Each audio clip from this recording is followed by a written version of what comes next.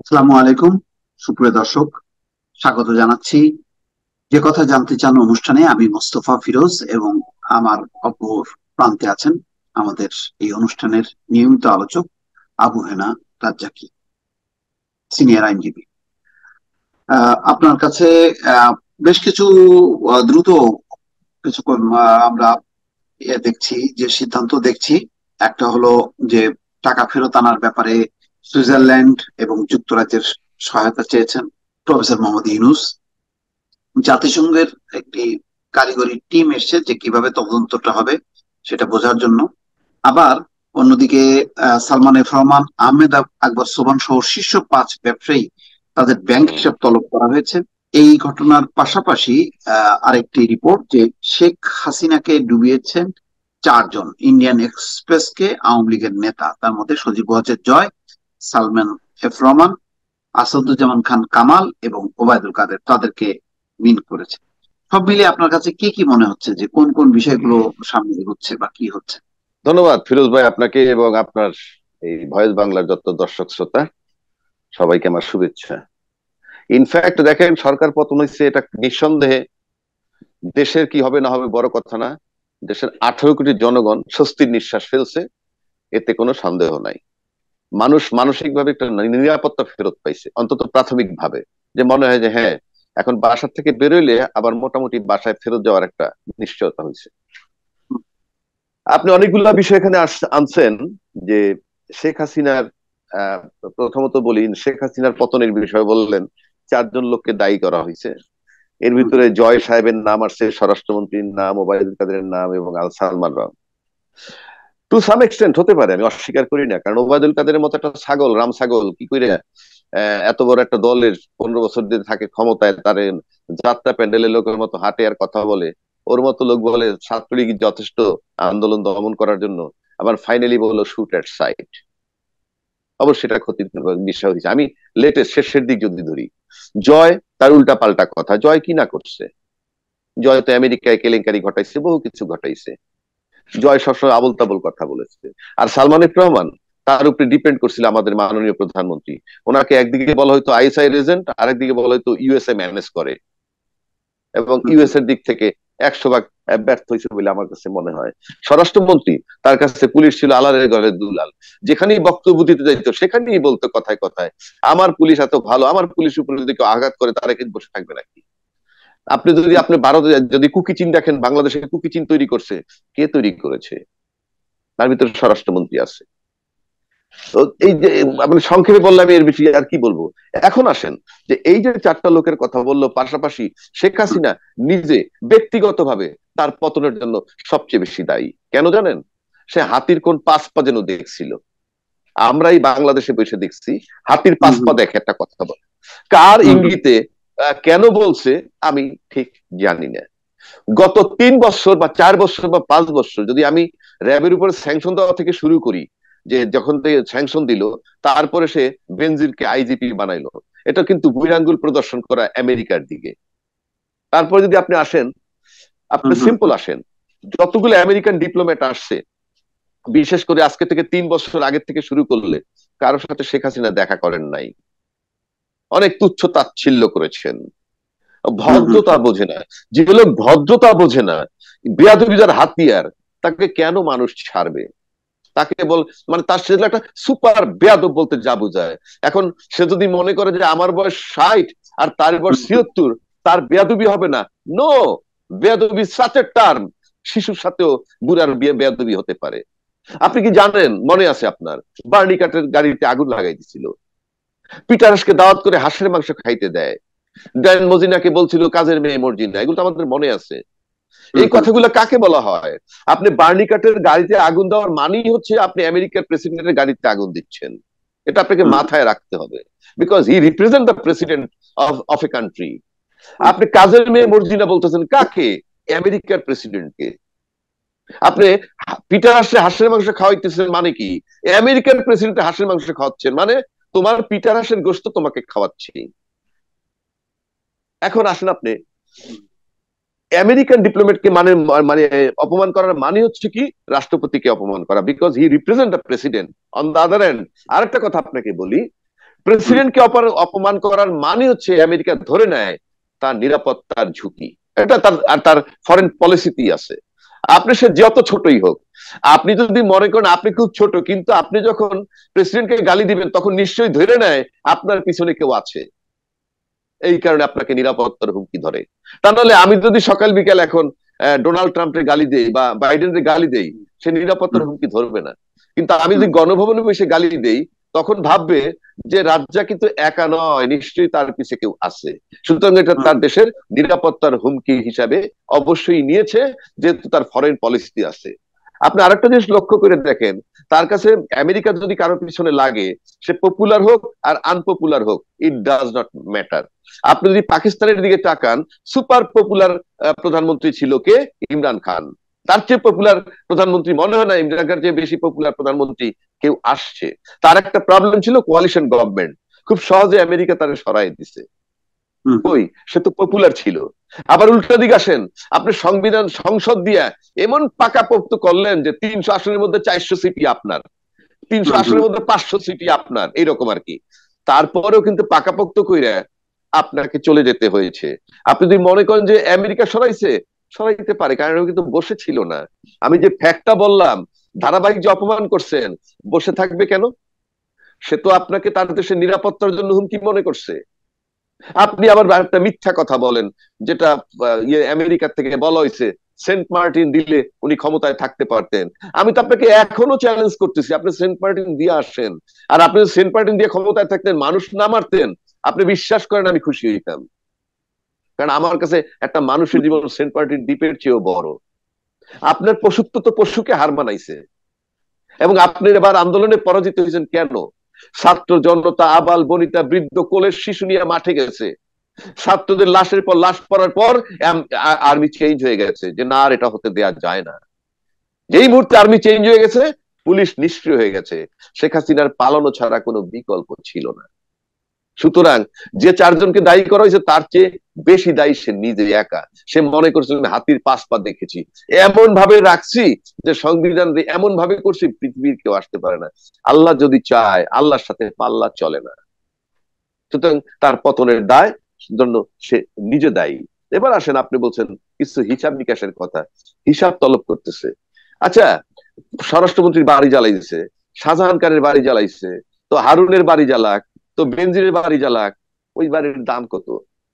ওই একটা ফ্ল্যাটের বা একটা বাড়ির দাম কত? আর তার টাকা নিচ্ছে কত? এগুলাতে আর কিছু না, মানুষের কিছুটা সেন্টিমেন্ট। ওই যে শেখ হাসিনার পায় নাই বলে বঙ্গবন্ধুর মূর্তিরে ভাঙছে, বেনজিরের পায় নাই বলে বাড়ি জ্বালাইছে। বেনজিরের পাইলে তো বাড়ি জ্বালাইতো না, পিঠে গোয়ার চামড়া তুইলে ডেড বডি বানাই দিত। কাজে যে বাড়ি গেছে ওইটা তো বাড়ি নয়, ওগুলো তো তার ওই বেনজিরের হাতের সিস্টেম লসে বহু লোকের ফ্ল্যাট হইছে, বহু লোকের ফ্ল্যাট হইছে হারুনের টাকার সিস্টেম লসে। তো এটা এই যে হিসাব তলব করতেছে টাকা ফেরত, হ্যাঁ, টাকা ফেরত আনার ব্যাপারে আমি ব্যক্তিগতভাবে ইউনূস সাহেবের ব্যাপারে আমি আশাবাদী। কারণ হচ্ছে যে ইউনূস সাহেবকে যারা বসিয়েছেন বা যারা তার আন্তর্জাতিক বন্ধু, আমি সোজা বাংলা, কেউ বসিয়েছেন বলবো না আমি এখন পর্যন্ত, ছাত্রদের দাবিতে সে বসছে। কিন্তু যেই ইমেজ তার এখন বিশ্বব্যাপী, এবং আমি নিশ্চিত পশ্চিমা বিশ্ব, আমেরিকা, ইভেন জাপান, সবাই তাকে সহযোগিতা করবে। এটা আমি আগেও বলেছি, ইউনূসের টেলিফোনে ফরেন এইড আসবে, ইউনূসের টেলিফোনে এখান থেকে ম্যান পাওয়ার বাইরে বেশি এক্সপোর্ট হবে, ইউনূসের টেলিফোনে গার্মেন্টস কোটা বেড়ে যেতে পারে, ইউনূসের টেলিফোনে আপনি মনে করেন ফরেন রেমিটেন্স আসতে পারে।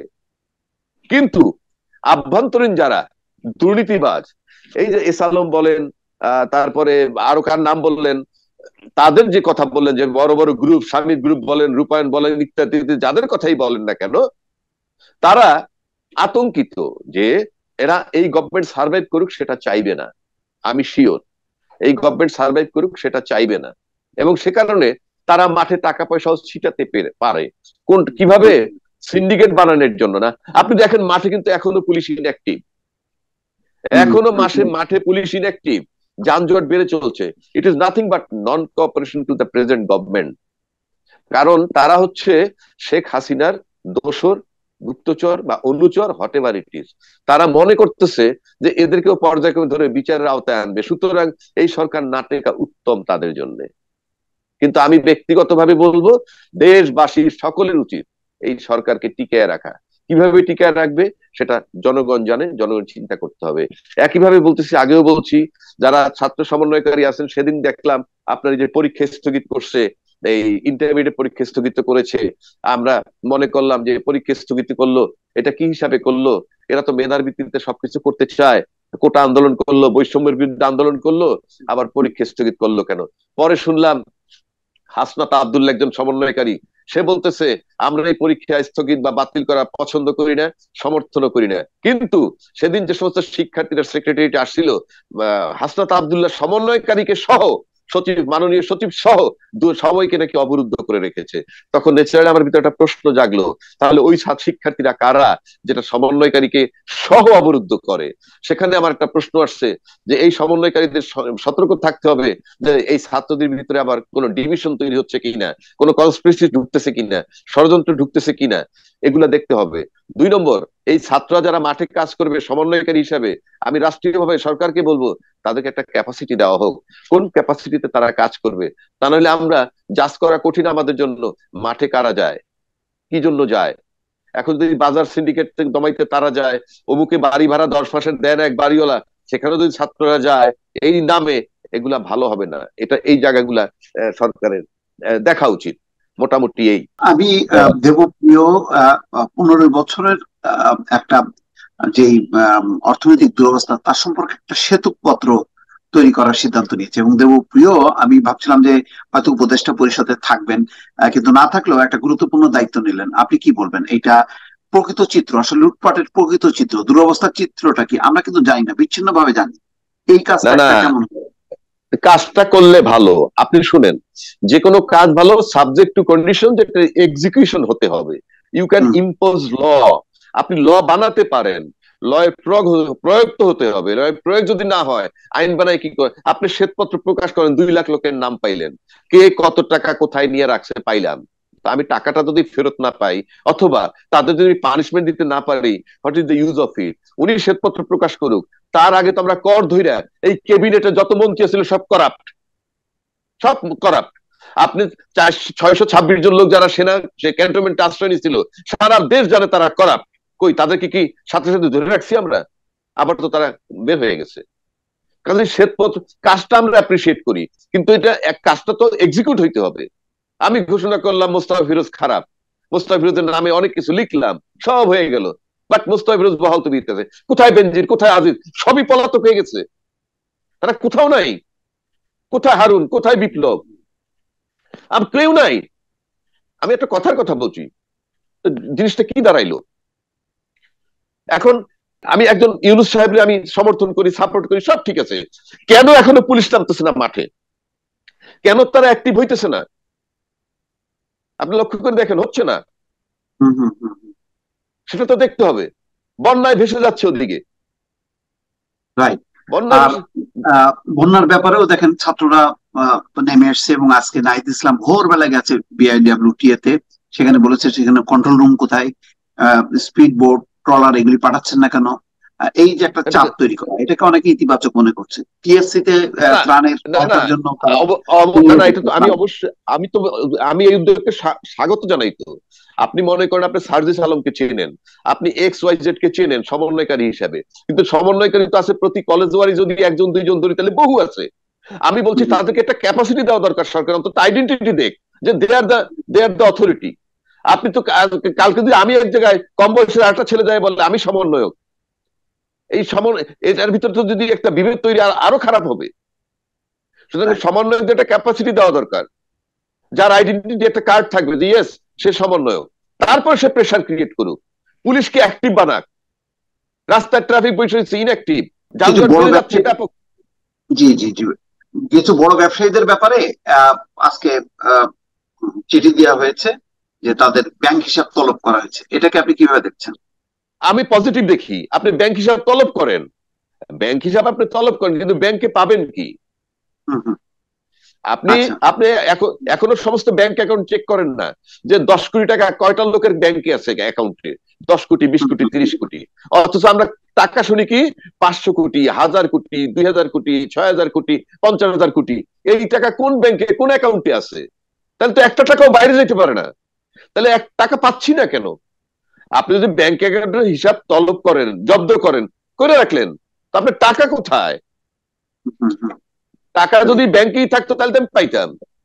সুতরাং আপনি যে জব্দ করতেছেন, আমি কাগজপত্রে পাচ্ছি জব্দ করছেন, কিন্তু আর টাকাটা কোথায়? আপনি বাংলাদেশে একটা লোকের অ্যাকাউন্ট বাইর করেন না, যেই ব্যাংকের অ্যাকাউন্ট থেকে 500 কোটি টাকা আছে, একটা অ্যাকাউন্ট বাইর করেন, দেখান আমারে। 500 কোটি, 1000 কোটি টাকা আছে এরকম একটা অ্যাকাউন্ট আমাকে দেখান। অ্যাকাউন্ট হলো যার যার ঘরে। কারণ কি জানেন, আপনি যখন ব্যাংকের টাকাটা কৌশলে নিয়ে যাচ্ছেন, নিয়ে যাওয়ার পর এই টাকা আপনি সিন্ধুকে ভরে রেখে you are the owner of this money, ওই টাকার মালিক আপনার, কারণ ব্যাংকের টাকা ফেরত দিতে হবে না। এই যে ইসলামী ব্যাংকের 50,000 কোটি টাকা এসালাম নিয়ে গেছে, সেই টাকা ওইখান থেকে সবাইকে আরেকটা ব্যাংকে রাখবে? তাহলে তো বাংলাদেশ ব্যাংক লক করে দিতে পারে অ্যাকাউন্টটাকে, যে এই অ্যাকাউন্ট সিজ করো, ওই টাকা তো এখানে নাই। সুতরাং আপনি কিভাবে ধরবেন? আপনি এই সমস্ত পদ্ধতি তো আমার কাছে কোনো ম্যাটার না। আপনি যে সমস্ত ব্যবসায়ীর কথা বলছেন, you believe it or not, তাদের প্রত্যেকের ঘরে গিয়ে দেখেন 500,000 কোটি, 500 কোটি টাকা পাবেন, এবং সবই পাবেন ডলার ফর্মে। সেই ডলার গুলা বাজারে ছেড়ে দেন, দেখেন ডলারের দাম কমবে। ইউনূস সাহেব এখন ভিক্ষা করতে পারে তার ইমেজের উপরে, তার ইমেজের উপরে ভিক্ষা করতে পারে যে আমার কিছু ফরেন এইড দাও। তারপরে যদি লন্ডনে যদি কারো টাকা থাইকে থাকে বাংলাদেশের, এবং সেটা যদি ইউনূস সাহেব জানে যে এটা মিস্টার এক্স এর টাকা, এবং সেটা বাংলাদেশ থেকে অবৈধভাবে আনছে, এবং সেটা যদি বাংলাদেশে প্রমাণ করা যায় কাগজপত্রে, আর লন্ডনে গিয়ে যদি বলে যে আপনি দেখেন এই টাকাটা সে লন্ডন থেকে আর্ন করছে কিনা, যদি মিলাই দেখে যে না সে আর্ন করেন নাই, তাহলে টাকাটা আনছে থেকে বাংলাদেশ থেকে, তাইলে এই টাকাটা ফেরত দিতে পারে। ইউনূস সাহেবের সেই ক্যাপাসিটিটা হয়তোবা হয়তো আছে বলে আমি বিশ্বাস করি।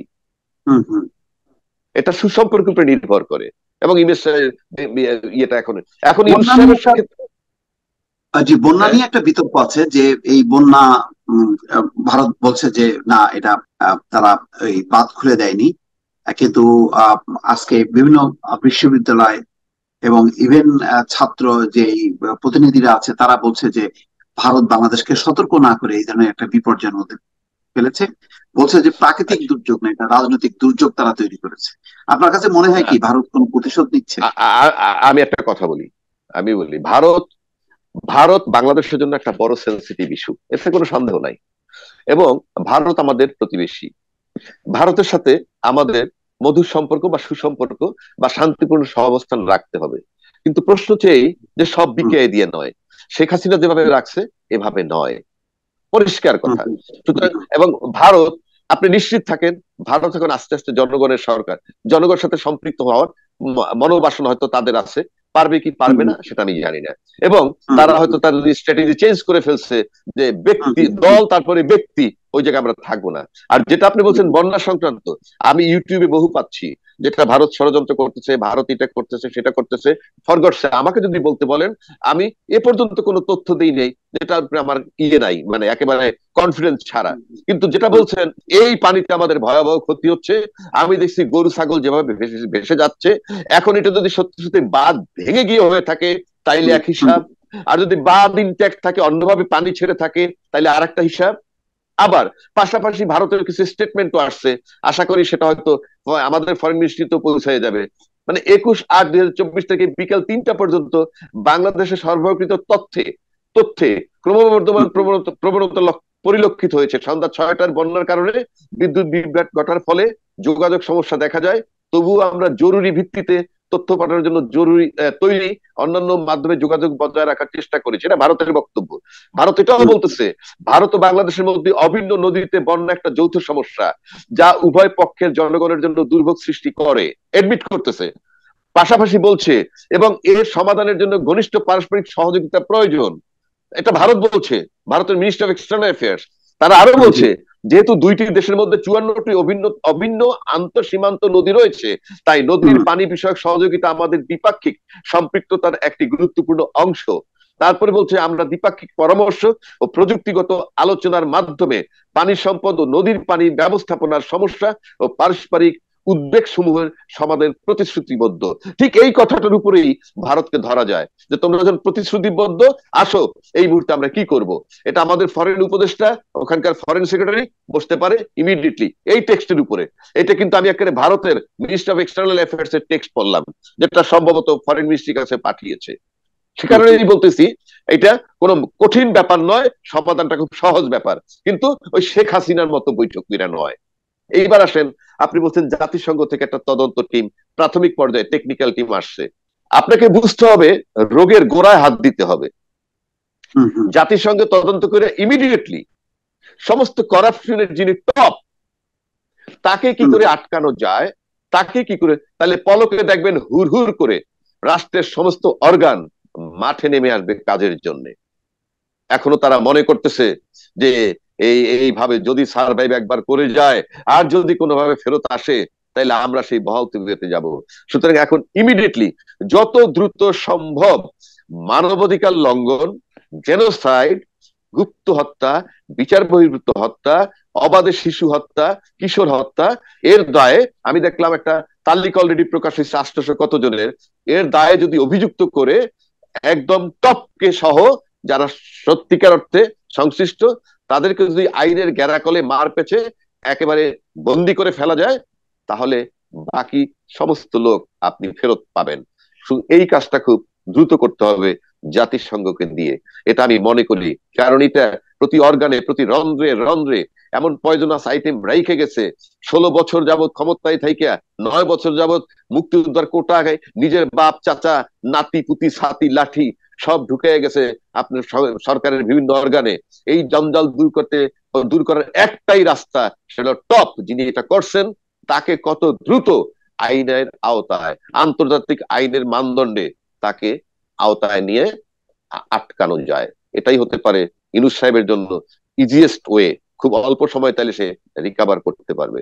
Otherwise he is to wait for a long time, এবং সেটা কতখানি পারবে তাও জানি না। এট দ্য সেম টাইম তাকে আমাদের যে এক্সিস্টিং সংবিধান সেটাকেও সাসপেন্ড করতে হবে, সো দ্যাট সংবিধানের আলোকে আর কোনো কথা হবে না। দর্শক শুনছিলেন সমসাময়িক বিশ্লেষণ এবং অন্তর্বর্তী সরকারের আসলে কোন কোন বিষয়ে সজাগ থাকা দরকার, সতর্ক হওয়া উচিত এবং কি করা উচিত সামগ্রিক বিষয় নিয়ে আবু হেনা রাজ্জাক কি বিশ্লেষণ করলেন। আমাদের এই আলোচনা আগামী অব্যাহত থাকবে। আজ এ পর্যন্তই। আল্লাহ হাফেজ।